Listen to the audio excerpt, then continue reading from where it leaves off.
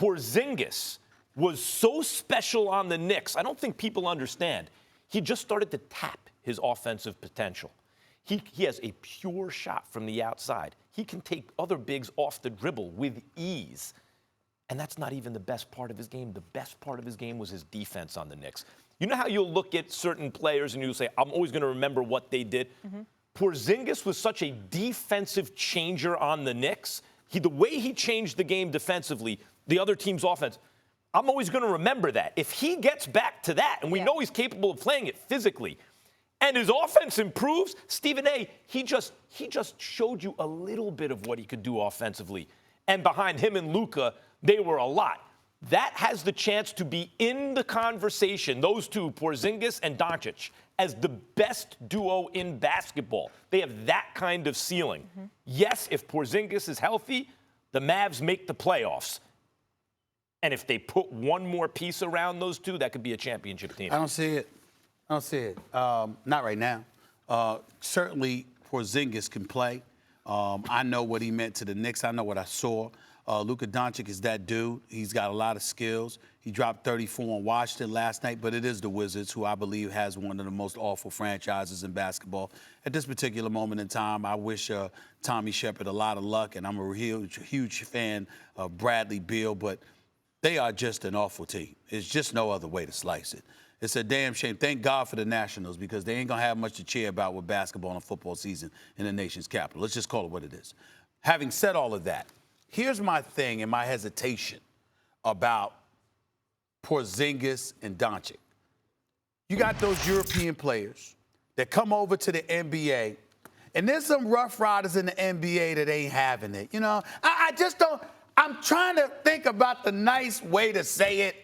But brothers just ain't having it. I'm just trying to tell you. When these cats step out on the court and you look at the Dallas Mavericks, okay, and you see a 7'3" Porzingis coming at you. I mean, you can't teach 7'3", particularly with a perimeter shot. I'll give you that. But the fragility that kicks in once they put a hat on you, you know, they just ain't having it. They're just not having it. And so I look at them and I look at their skills and I say, okay, I'm going to give props where it's due, because both of those brothers could play. Please don't get me wrong. But let's ask ourselves, they're going to make the playoffs. What are we saying? We got both LA teams. We've got Golden State. We got Houston. We got Utah. We got Portland. Who am I missing? I mean, Denver, I'm sorry. You got Denver there. So if Dallas makes it, we really talk about an 8th seed. I want to talk about the attitudes. We really talk about the 8th seed. I want to talk about the attitudes, because you brought into question the European players, and sometimes we've seen that in the past. You know coming over to the States, the NBA players, how they treat them. Yeah, sure, but let's not just stereotype these guys. Not Doncic. Porzingis. I don't mean about Doncic. Let me start with Porzingis. He's not built to bang down low. He can do it here and there, but he's 7'3" and wiry. Do you really want that when he can shoot from the outside, do all the different things he can do? Here and there in spots, but he's not built to do it the same. I don't think that's an issue of toughness. I think his mental makeup is fine. Let me talk about Luka now. You know what he said after Bradley Beal was ejected because it got chippy last night, Stephen A? Yeah. Let me quote. That was great. That's what basketball is about. You don't have no friends on the court. I respect him for doing that, meaning Beal, because Beal knew Luka's getting out of control. He's killing us. Let me do something. That touched your heart, Mac, that moved you? Yes, man. Because what Luka understands is when I see a dude like the Greek Freak who refuses to work out with dudes on the other team in the offseason, right?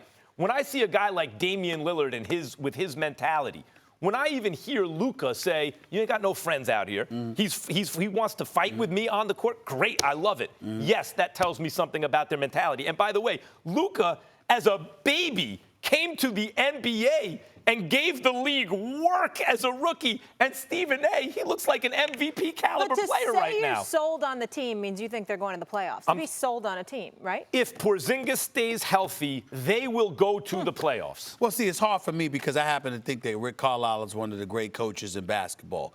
And I've known him for many, many years. But I can't ignore the fact that with the exception of 2014, 2015, the Dallas Mavericks have not won more than 42 games. I mean, listen, they haven't 42 games since that time, 42, 33, 24, and 33. Luka Doncic was a rookie last year. We get all of that. We understand that Porzingis is healthy. We get all of that. All I'm saying is I'm not that soda. You telling me that Porzingis is going to make a 12 to 13 game difference because that's what it takes to make the playoffs in the West. If not more than that, I'm sorry. You remember the Clippers were a 7th or 8th seed last year, winning 48 games.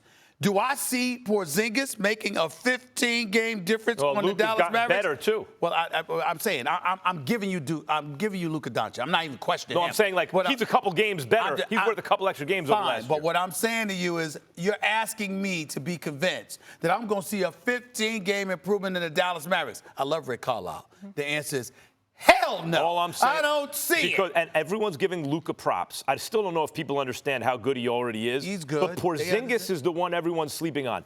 If he's healthy, don't forget, it's not like he plateaued as a player.